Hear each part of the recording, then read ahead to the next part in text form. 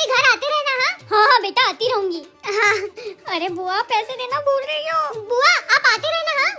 हाँ बेटा आऊंगी आऊंगी। अरे मत आना पर पैसे तो दे दो। अरे बुआ प्लीज आप आते रहना, प्लीज आना। अरे हाँ बेटा आऊंगी आऊंगी। लगता है मैं कुछ भूल रही हूँ। लगता है बुआ को याद आ गया। अरे हाँ मैं तो उसे पैसे देने ही भूल गई। एक काम करती हूँ उसे 50 रुपए दे देती हूँ।